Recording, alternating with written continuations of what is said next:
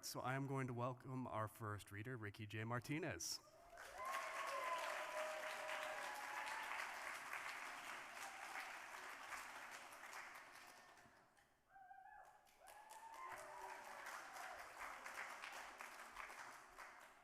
What's up, Siwani?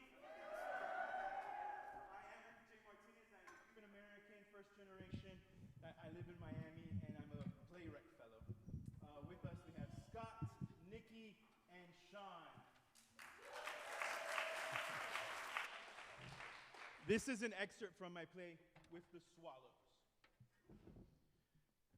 In a serene clearing in Idaho, amidst towering Douglas firs and lodgepole pines, where excruciating modern and polished memories emerge and vanish. Lewiston, Idaho, Hell's Gate. From the woods, Randall emerges carrying an assortment of gear and bags. With a significant sigh, it all settles to the ground. He basks in the majesty of the surroundings as the wind and the woods acknowledge him. Vivified, he unzips and unpacks a small urn from a bag, knowing precisely where he settles the urn at the base of the robust Douglas fir. Hey, Cheryl. Your hums still linger in the branches. Your dance still creaks in the trunks. You, I know how ready you are for this. Just wish I was. Well, one of the two last promises we made, and as beautiful as it sounds, freeing you with the swallows has been my burden to bear, but welcome back home, honey. And goodbye. The wind and the woods acknowledge him again. Lights shift. Clarkston, Idaho, Best Western Suite. From the woods, a nondescript hotel bed glides in with a shirtless man, Dante, writhing and waving a clock radio. The clock radio plays something like Mazzy Star or Lana Del Rey or Nine Inch Nails or... Staring out that window all night? Ah. Or are we, No, I'm right here. No, I'm here. You're in the woods again, probably revising the eulogy? Randall removes his shirt and joins Dante, who stops the music. Maybe. Quit being so perceptive. I'm here. I'm all yours. Should we be like... No, don't have to stop the music either. It was nice. I don't want to be disrespectful or anything, Randall. It's the night before her flight. No, you're not. You're anything but. We acknowledge, we resolve, right? Eso, sí. Hi. Makes me proud to hear you repeat our mantra this trip. You've such smooth skin. You like? And thighs as thick as roots. I like. In the mood for a little night drive? Oh, you want to go out at this hour after driving all day? More like you lay back and I ride. Oh, like, role play. Some role play, more frauding. That's another new word you taught me. I like. See? See. Climb aboard my big red truck. Take the wheel and show me our route tomorrow? Ooh, clever, Daddy. See if I remember the route, huh? Nah, just, Challenge accepted. No, wasn't really a challenge, but, hey. We're in Clarkston now, so let's head towards Forebay. Best foreplay in Forebay. Past Spalding. Good grinding in Spalding. Take a swerve, like... Ooh. Onto the 12 to Arrow. You're a Class E driver. E for erotic? E for excellently revving Daddy's engine. Then we follow alongside the... Damn it. What? Totally blinked. No, it's all right. Shit. Hey, it's fine. What's the name of the river along the 12 again? The Clearwater River? That's it. I keep confusing the Clearwater River with this area in Miami. How you memorized all routes and small towns around here is already impressive. After so many terrible location scouts before you, it's become instinct now to Google Map and maximize deadlines. Oops. You said deadlines. Shit. Should we be doing something? No, we should not be doing anything else, except this. Good. Because I like this. Which reminds me, Sexy, didn't you say you had a surprise for moi? Oh, yeah, your surprise, yes. From the woods emerges a door with agitated knocking behind it. Hello? Hello in there! Ooh, is that my surprise on cue? No, I don't know what that is. You sure, Daddy? No, honestly, Dante. A page at the front desk said that... Dante rushes to the door and throws it open. Paige, what did she say? Oh. Hey. Hi, you are? I must have... Interesting name, must have? I mean... Sup, must have? I meant I must have the wrong room. Sweet 618? But you aren't who I'm looking for. What a shame, huh? Well then, quick word of advice? How's that? Don't neglect the Do Not Disturb tab when you knock on the next door. Bye! Dante shuts the door, which vanishes into the woods. Randall has pulled out bond time rope. This is your surprise. Ropes? Shit, I totally freaked that guy out. These should keep you from answering the door again. Ropes? Daddy's taking our sessions to the next level. I like. Kneel on the bed. Yes, Daddy. Consent to being tied. Fully. Wrists together behind your back.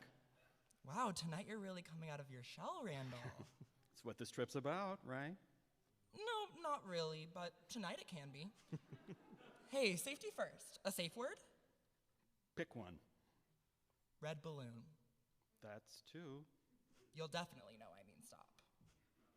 Fine. Aren't you going to ask why red balloon? Daddy's focus is tying up his boy correctly. It's an old French film I adore. If I can't surrender, then I'd be as compromised as the red balloon. Why don't you continue with the route to the Bitterroot Mountains, boy? Yes, Daddy. Recalibrating. And bring your ankles together while you do. We left off at Lenore, No, see? skip Lenore. Thought we'd skip Peck. Well, as long as we don't miss Big George. If George is that big, who'd miss him? You're definitely bigger than Big George. Cuban jeans. Oh, it says Hollister right here. Take them off me and find Orofino. I like eating an Orofino. Orofino likes you eating in. What? No, I didn't realize how our town names lend themselves to such smut talk. You just say smut, not smut talk. Right. From the woods emerges the door with the knocking again. Hello? Could you open up again? He's back? What's wrong with this guy? No, stay still, boy. Too late. Wait, how did you unravel yourself? No offense. Your single column ties suck, Daddy. I need practice. Also, this sir in Wilton Manors taught me a trick to get out, if I ever lost circulation. Hey! Would you open up the door? God, he's annoying. Why is he back? No, wait. We acknowledge, we resolve. No, yes? no, Dante. Randall tries to catch Dante, but he evades and throws open the door again. Sup? Oh, your pants are unzipped. An eye for details, yet you keep missing the Do Not Disturb tab? I'm looking for my dad. Shit. Does your dad frequent this Best Western suite? Of course not. Then why would he be here now? I was told he was here. Aha! That's where Paige, the front desk clerk, who forgets customer confidentiality is key, fits into this mix. Hey, Dad! Hey, you can't just barge in. No. Here you are. Why are you here, boy? You know why. This is curious. I wasn't really in a dad, boy, son mode tonight, but I can be convinced. No, Dante. Excuse you? Safe word's red balloon, by the way. Daddy tried tying me up. Royally failed. But you look capable. Dante, no. He's Him? my biological son. Bryce. I'm Bryce. I shouldn't have opened the door, huh? Yep. What scenario did you think I was here for? I shouldn't have opened the door. Shit. No, hey, we acknowledge, we resolve. Right?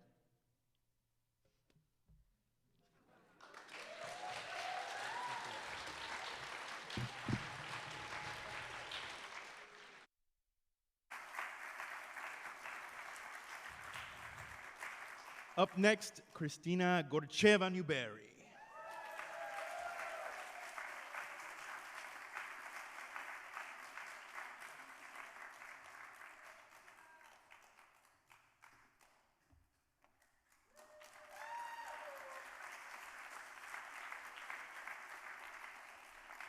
Hello, can you hear me? I want to thank Sawani. The last time I was here was 2015, and I was working on the orchard. So this is the proof that dreams do come true. At least in Sawani they do. This is a marvelous place, so much inspiration. Thank you everyone for being here. I'm going to thank our interpreter, and also I'm going to help him a little bit. There will be a few words. Dacha means a country house, or a place where the country house is. And also sprats. They're tiny fishes in the oil, smoked, like sardines. I will be reading from the orchard. All you need to know is it's 1985. Perestroika already started. So the country is about to collapse. The fall of the Iron Curtain. There are 4 friends, 2 boys and 2 girls. They're celebrating Easter for the first time in their lives. They're allowed to celebrate it legally. However, they drive to the character's dacha at night. They're trying to build a fire. It's the last night the 4 of them are together. To build a fire, Milka and I scraped snow and leaves from the pit in the yard, which was nothing but a stack of old bricks arranged in a circle. I picked through a box of wooden chips my father kept under the porch steps while Milka wadded newspapers she discovered in a tool shed. I put a small log on a tree stump and hit it with the axe. I missed. The log tumbled on the ground, the axe wedged deep into the wood. Whoa, whoa, Lapatin said. Drop that shit, Raniva. I can do that. Or I can, Trifonov added. You stay back, Lapatin said. You can't lift that axe without injuring somebody. Not true. Why don't you help fix food? I gathered what I could from home. Should be plenty. Lapatin fitted on his gloves and secured his hands around the handle. Stay back. Stay the fuck back. He rested the axe out and lifted it high above his head. Doesn't he look awesome? Milka asked. He looks mean, like he's about to destroy a village, I said. What kind of trees are these? Trifonov asked. Apple? Yes, I said. The orchard. Must be beautiful in late spring, when all the trees are blooming, Trifonov said. Someday, all this will belong to Raneva, Lapatin said, and clipped the log in 2. He bent to pick up the larger piece, put it on the stump, and hit it again. It didn't budge this time. The axe stuck midway. You need to hurry up and marry her, Trifonov, and then it'll all be yours. This dacha, and the orchard, and Raneva too. You can sell the place or rent it out. You can also contribute to society by reproducing little Trifonovs who can lecture the shit out of the world. He smashed the log against the stump. The crack deepened, but still the wood didn't break. He waved it above his head, making a few tentative swings, and brought it down as hard as he could. The log busted open, and a few chips sank in the snow under the apple trees. You have very little imagination, Lapatin, Trifonov said, but I still like you. A word of advice, though. Stop waving your arms, lose the habit to make such plans: marry, sell, rent out. That too is waving. Fuck off, Trifonov. We'll talk in 20 years. My people were peasants, yours druggists. Who knows what our children will be? He scooped the split wood and piled it inside the pit, then flipped his lighter. But nothing happened. The newspapers ignited for a brief moment and shriveled into a black fist. Damp, Milka said. The wood, too. No fire tonight. We'll make fire, I said. Let's just pour some vodka over it. I didn't bring any, Lapatin said. I only brought beer. What about some gasoline? I asked. Dangerous, Trifonov said. For once, I agree, Lapatin added. It'll stink like a chicken's ass, too. We just need to get it started, I said, shivering. Milka blew on her hands and massaged her cheeks. I'm cold and I'm hungry. Lapatin untied his scarf and looped it around Milka's neck, raising it all the way up to her ears. Start making sandwiches, he said, and trudged toward the car. In the kitchen, we opened 2 cans of Sprouts, drowned in oil, and a jar of pickled cucumbers and tomatoes Lapatin had pinched from his mother's pantry. Ah, but these sour tomatoes are the best, Milka said, sucking on one. Delicious. How can you eat those things? Trifonov asked. Too much vinegar upsets my stomach. You're too gentle of a creature, Milka said, and we're tough. She laughed. Red bits of tomato skin flashed between her teeth. Yes, we are, I said. We can survive anything. Like these trees. They fought droughts and diseases. Blizzards only made them stronger. And yet, a man can destroy them with a simple axe, Trifonov said, just like anything else around him. Sometimes you sound too pessimistic, I said. You allow no joy or even love. I am above love, he said. It encourages pettiness and illusion, which is the impediment to freedom and happiness, which are the purposes of life anyway.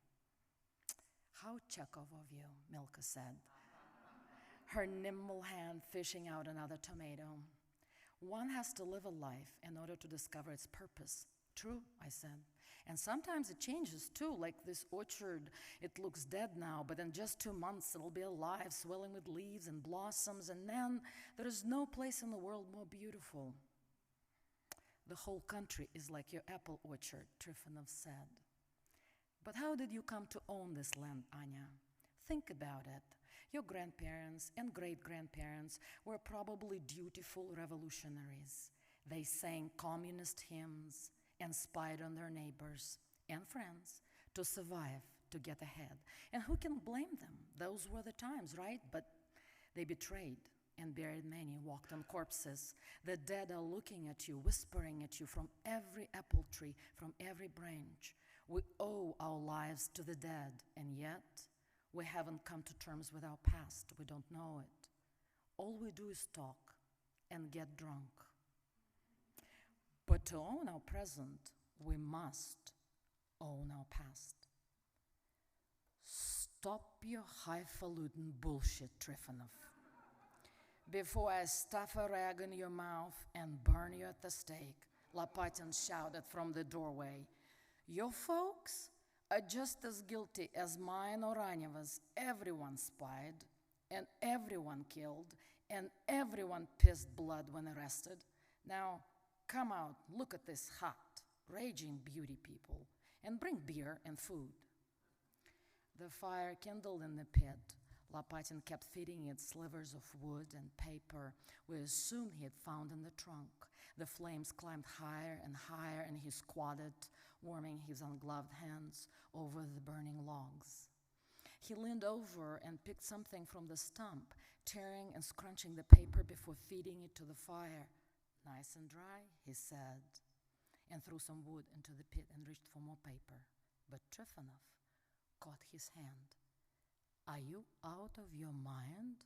He asked, lifting a book high above Lapatin's head. Are you burning Bulgakov? Well, I tore a few pages, so what? You all read it, and Raneva gave the book to me on New Year's. I tried to read it, but couldn't understand shit. Heart of a dog? You can't turn a dog into a man. That's insane. That's all you got from it? Trifonov asked. I got plenty, but I don't need you to rub my nose in it. You're an ignorant peasant swine, Lapatin.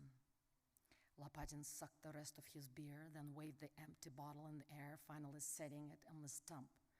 I am a pig. I don't deny it. But if you think that my peasant grandparents are to blame for everything that happened to this country, think again. They didn't start it, weren't smart enough. It's your people who started the shit. and now it stinks all over. Fucking intelligentsia. Shall I remind you who the Decembrists were? Counts, princes, the royalty, the elite. They worried about the dumb paupers, sweaty plebs, drunkards, wishing to turn them into something noble. Why? What if the mob didn't want to be educated or transformed? Did they think of that? Did they think that maybe it's as impossible to change a peasant into a prince as it is a monkey into a Homo sapiens, even though the functional portion of human DNA is 98.4% identical to that of chimpanzees? See, I've done my research, Trifonov, and you have done shit. So whose fault is it? Your people pretty much fucked up this country and then tried to blame mine, but it's over now. We'll build a new country, a new empire, plant a new fucking orchard. Give me that book. Lopatin brought his hand out, but Trifonov stepped back and held it even higher than before. Lopatin tried to jump and snatch the book from Trifonov's hands, but missed, slipped, and fell in the snow. Stop it, Milka said. I hate it. You always ruin shit. How can you burn books, Lopatin? It's like burning these trees. They're alive. They have souls. If you don't understand it, that doesn't mean you should destroy it. You have a dog's heart, Lopatin, Trifonov said. You'll never be anything but a dog. This new country you're talking about, it won't happen until the last communist dog, the last KGB pig, dies. Lopatin spat through his teeth and rose first to his knees and then to his feet with a slow, deliberate gesture full of overt contempt. He brushed snow off his pants, wiped his hands on his coat, unbuttoned it, and shook it loose off his shoulders. His face was calm and bitter, dark thickening in his eyes. I could see a germ of loathing in them. His eyes were devoid of their usual non-malicious fun-poking, but instead burned with mockery. It seemed as though he had always limped under the weight of his masks, but was now free from that weight and from the need to hide or counterbalance his hatred for Trifonov. Thank you.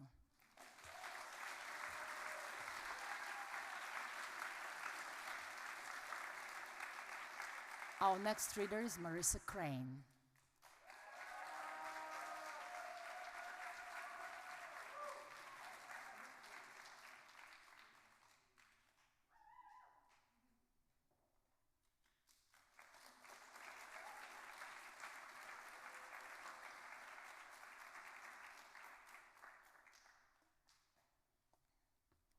What up? People kept asking me how I felt about this, and I was like, I'm not nervous, I got this, and here I am feeling a little bit nervous, so thank you, Sawani. It's such a pleasure to be here. I'm humbled, I'm honored, and thank you to everybody I'm sharing space with. I've gotten to know the coolest people already. I'm going to read from my novel, I Keep My Exoskeletons to Myself, which came out in January.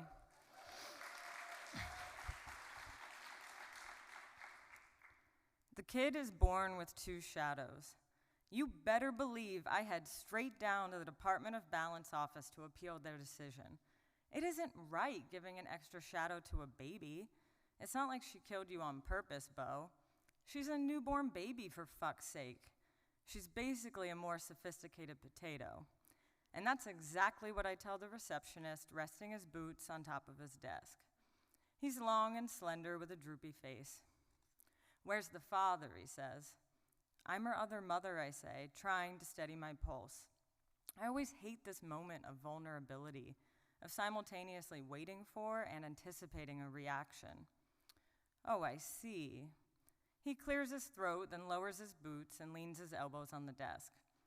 Sorry, those desks are automatic shadow assignments, ma'am. What do you mean, I ask, knowing fully well what he means. His lips part into an approximation of a smile, as if daring me to challenge him further. Is it because I have one? Because that's not her fault, I say, my face gathering heat. No, ma'am, standard procedure, he says. That's not true, and you fucking know it, I say, stopping myself before I accuse the department of living up to its reputation. Everybody knows they're homophobic, racist, transphobic, ableist, xenophobic, sexist, all the goddamn phobics and is. But they'd sooner strip away my extra shadow than admit it. And yet, punishing a newborn still seems excessive. But maybe I'm giving the department too much credit. I'm afraid I don't make the rules, but I do make people hell-bent on breaking them wish they hadn't, says the receptionist. I haven't been a widow. What a miserable, lonely word. For more than an hour. I don't want to lose our baby too. But what I want matters very little to my temper, which I can feel building behind my eyes before it finally overflows, wet, hot tears streaming down my face. It's always been this way, my anger and sadness, twin forces inside of me. I look down at the squish-faced kid, expecting to find a sleeping baby, peacefully unaware. But no, she's wide awake. Her big, swollen eyes full of questions, her blue-gray alien hand pressed to her cheek. Come on, I say, between sniffles, please don't do this to her. He knits his eyebrows together in a painful display of empathy. It would have been kinder if he punched me in the face. You've got to be fucking kidding, I say. Don't exactly kid around here, he says, at least not till happy hour. He laughs when he says this, and I imagine him and the boys at a high-top table spilling pints all over each other and sharing the day's stories. The kid and I no more significant than a cockroach squashed under his foot. Fuck you, I say. I watch him clench and unclench his jaw, perhaps deciding his next move. Although I can't see him, I can feel the security guard inch closer to me. His movement's quiet and fluid like a good hunter. I readjust my grip on the kid. My breath grows stale in my chest. Get her out of here, says the receptionist. This shadester's not worth my time.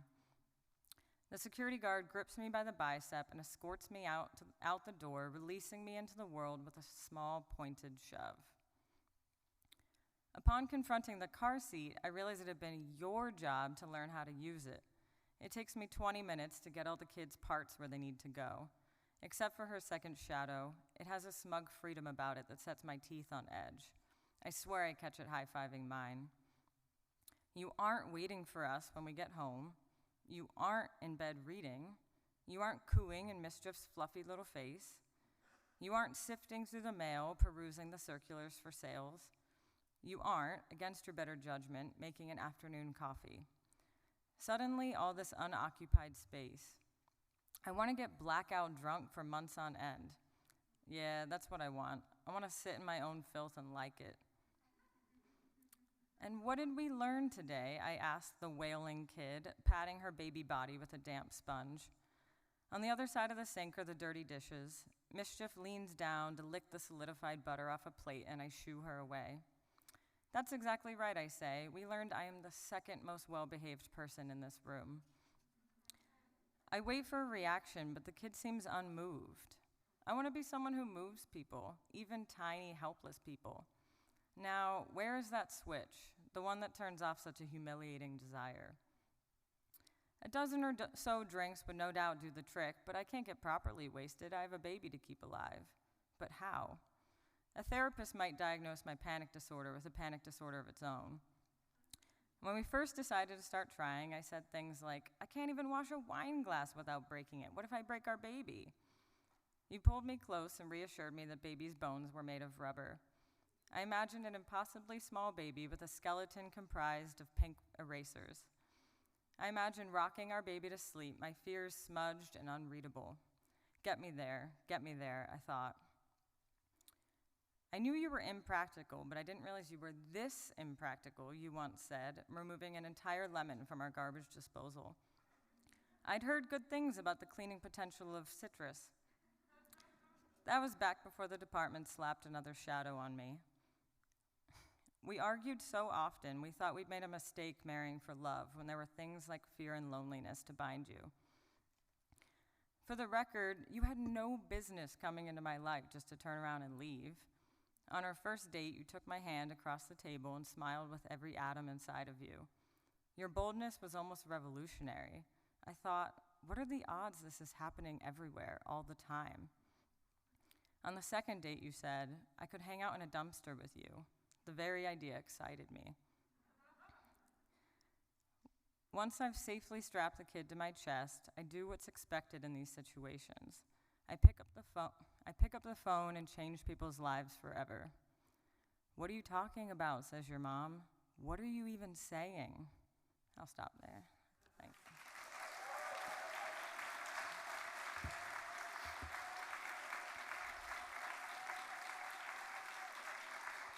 Okay, all right. Next, we have up the wonderful Dior J. Stevens.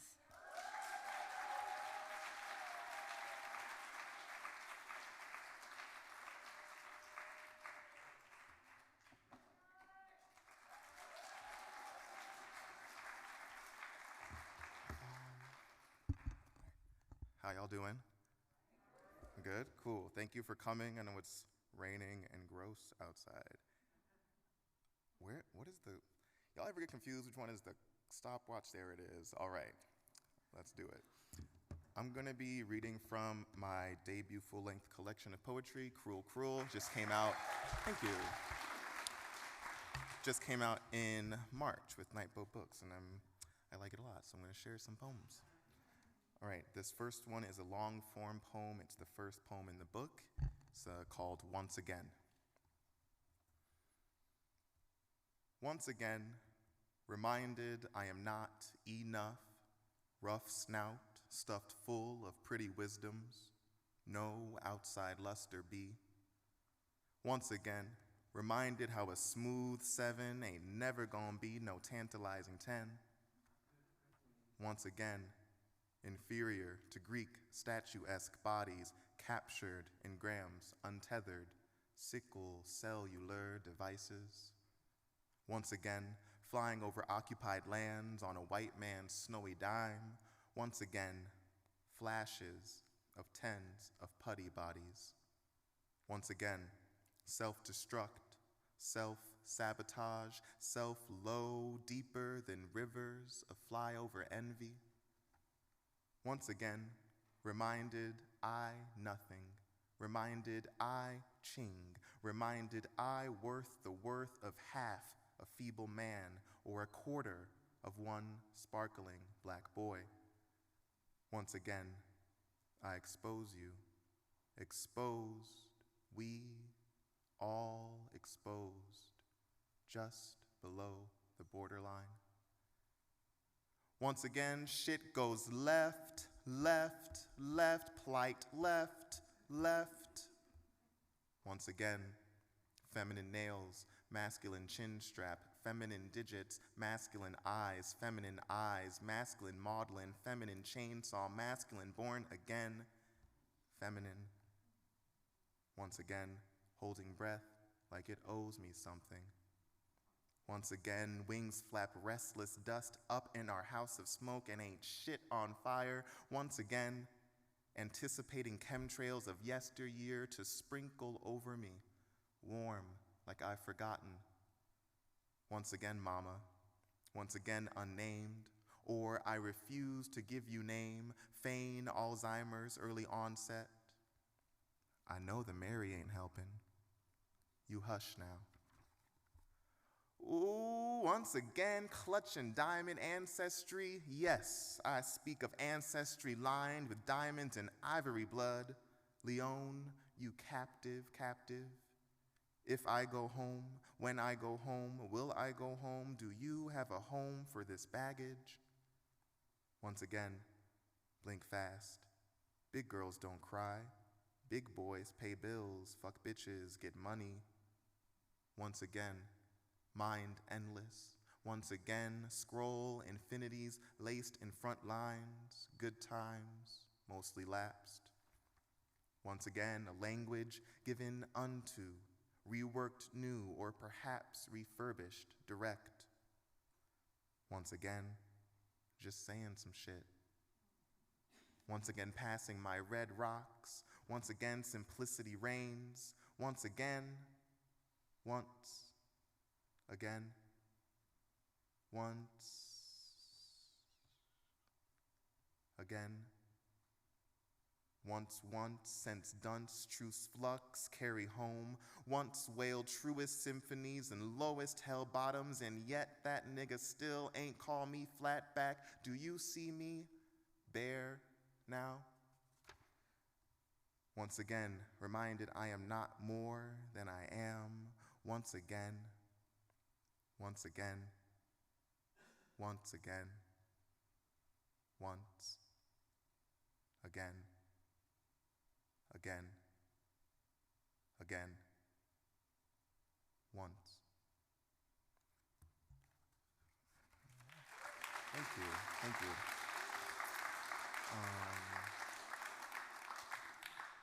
These next poems are from my favorite section of the book. I call it the Black Vortex section of the book.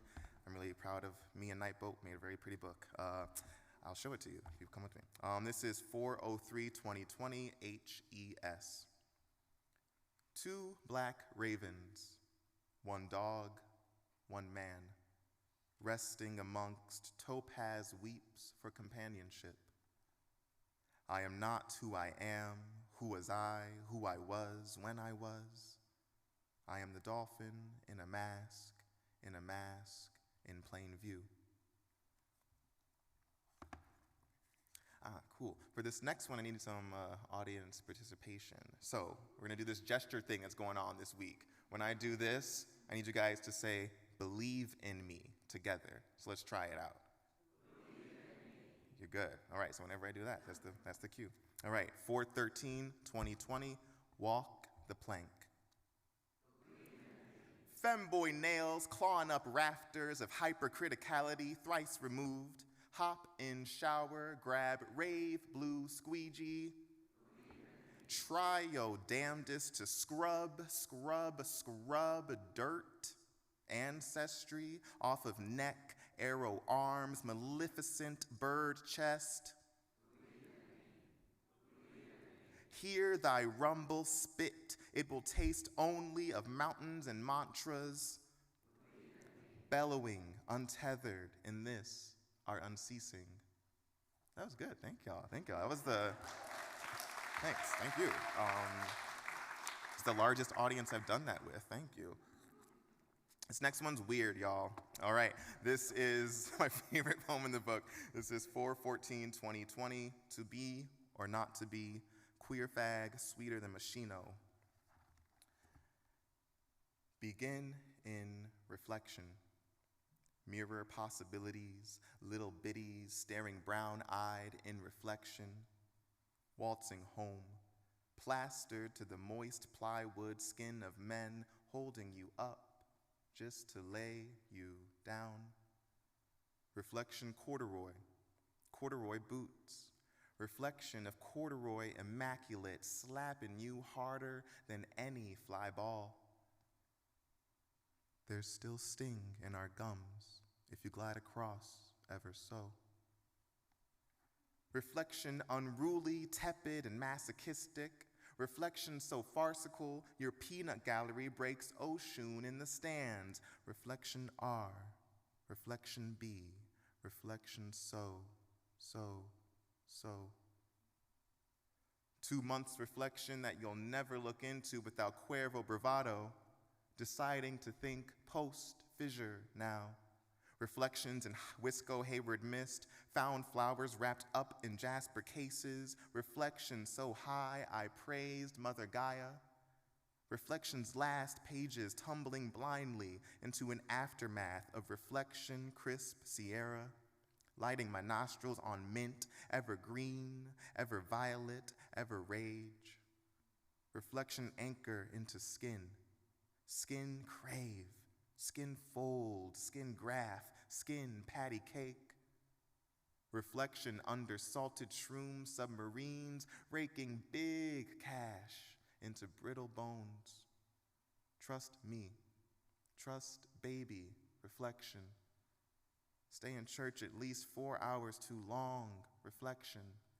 Hide and go get me a lobotomy, reflection. Oh, Sado reflection, pirate reflection, Mykonos reflection, baby reflection, baby reflection. Unwrapped decencies coiled round your protuberances, reflection. in the name of the water and the salt and the fever reflection. Thank you. Thanks. I got 3 more for you. One slightly longer and then 2 really, really short ones. This is the last poem in the book, untitled Yellow Page, number 12. Wanna write in this gold while it lasts, see where I live. My very breath is my damnation. Wanna sit in this gold and talk a while to the she we all believe should be. Wanna ignore your texts and snag bite double time on raw lip. Wanna wear scandalous skivvies for an audience of 1. Wanna see Floyd breathing and don't wanna talk about it. Wanna stop feeling white gaze, wanna be religionless, since no God we know of makes sense of this. Wanna slide locks open with my pinky nail, surprise bamboo men with my ladylike shrine of pulled split ends, and still don't wanna talk about it. Wanna give every black body a medal and a collection of plastic bags from under the sink. You'll need them. You will. Wanna give respite, yet instead biting raw lips to mimic violence. Stumping on revenge's pudgy toes is the only cleansing I know. Wanna see smooth skies lined. Wanna see twist become shout. All right, and this is, thank you. And thank you to everyone in Sewanee for putting this together. You guys are doing incredible work, and we appreciate you. I appreciate you. 2 really short ones. This is 4/26/2020, 10 days. Lately, I've been cracking memory from bones. And this is my last one, 4/19/2020, Bloodlands. Emptying my belly full of sin sunshine, trying to be scrubbed clean. Thank you. And thank you. And that's it. Thank you all so very much. Thank you guys for coming. Thanks. And thank you.